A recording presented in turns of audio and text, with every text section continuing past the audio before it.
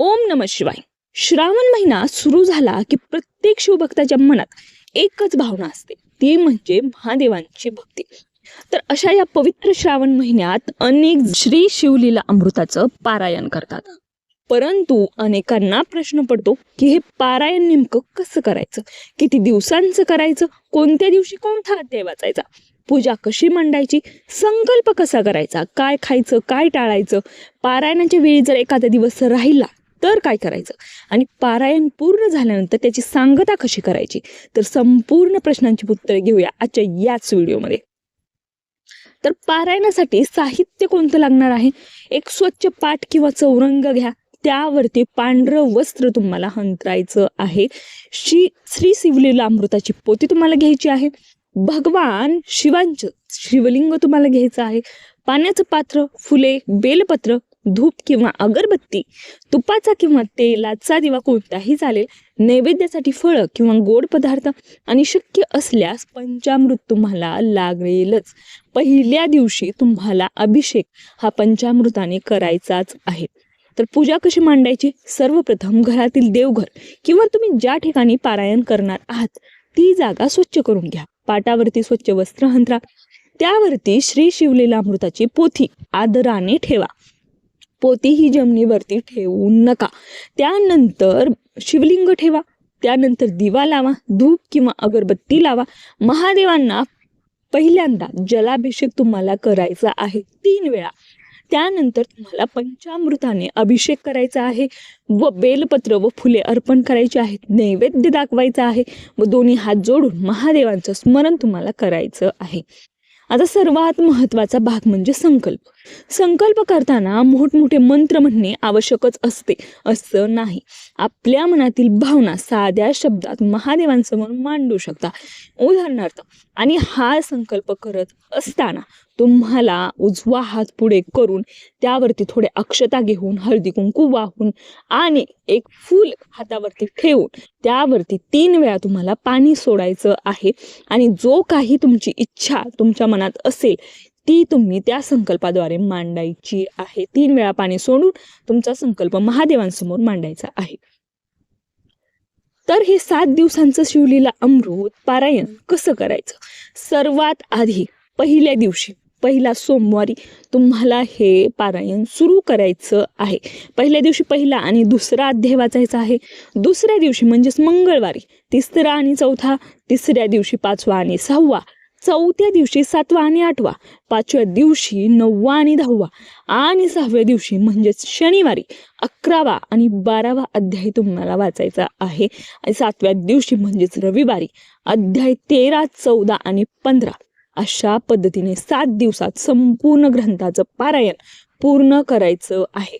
आता वाचन करताना घाई करायची नाहीये, फक्त अध्याय संपवायचा म्हणून वाचू नका. शक्य तितक्या शांत मनाने आणि अर्थ समजून वाचण्याचा प्रयत्न अवश्य करा.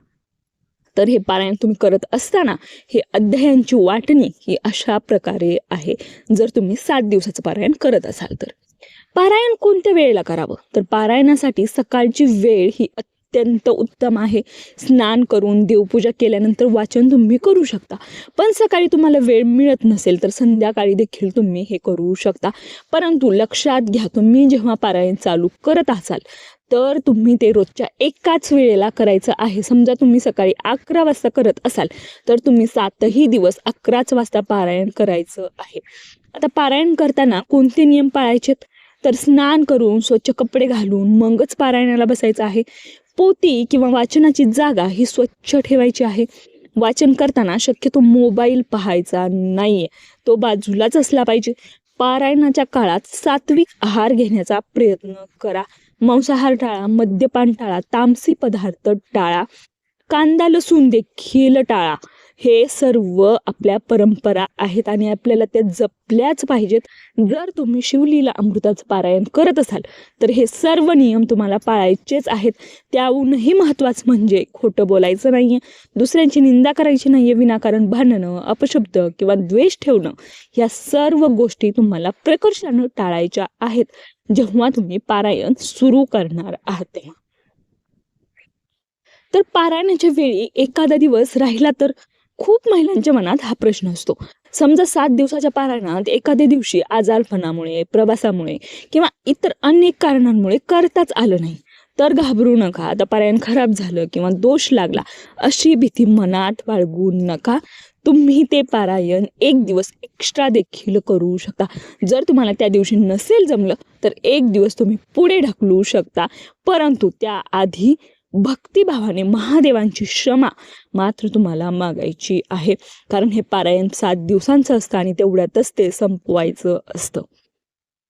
रोज पारायणानंतर काय करावं, तर अध्यायाचं वाचन पूर्ण झाल्यानंतर काही क्षण शांत बसा, महादेवांचं स्मरण करा, ओम नमः शिवाय हा जप करा, शिवांची आरती करा, नैवेद्य दाखवा आणि शेवटी प्रार्थना करा की हे महादेवा, माझ्याकडून जाणते अजाणतेपणे झालेल्या जर चुका असतील तर मला त्यासाठी क्षमा द्या. पारायणानंतर दररोज तुम्हाला महादेवांची माफी ही मागायची आहे, कारण नकळत कोणत्या ना कोणत्या चुका आपल्या हातून घडत असतात. तर पारायणाच्या शेवटच्या दिवशी तुम्हाला काय करायचे आहे, सांगता कशी करायची आहे, तर 7व्या दिवशी शेवटचा अध्याय पूर्ण झाल्यानंतर महादेवांची विशेष पूजा तुम्हाला करायची आहे. शिवलिंगावरती जलाभिषेक प्रथम करायचा आहे, पंचामृताने अभिषेक करायचा आहे, बेलपत्र अर्पण करायचं, फूल अर्पण करायचं, नैवेद्य दाखवायचं, आरती करायची आणि आपल्या क्षमतेनुसार अन्नदान अवश्य तुम्हाला करायचं आहे. तुमच्या कुवतीनुसार जेवढं तुम्ही दान करू शकता तेवढं या दिवशी दान करण्याचा प्रयत्न करा आणि ही सांगता या पारायणाची असणार आहे. तर मंडळी, श्रावणात श्री शिवलीला अमृताचे पारायण कसं करावं, पूजा कशी करावी, 7 दिवसाचं पारायण कसं करायचं, ही सर्वच गोष्टी आपण या व्हिडिओमध्ये पाहिलेल्या आहेत. ही संपूर्ण माहिती तुम्हाला जर आवडली असेल तर नक्की लाईक करा आणि कमेंटमध्ये ओम नमः शिवाय लिहायला विसरू नका.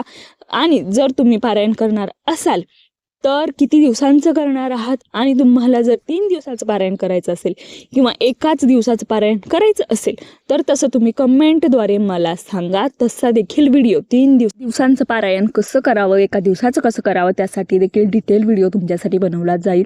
हा व्हिडिओ आवडला तर लाईक करा, चॅनलला सबस्क्राईब करायला मात्र विसरू नका. धन्यवाद.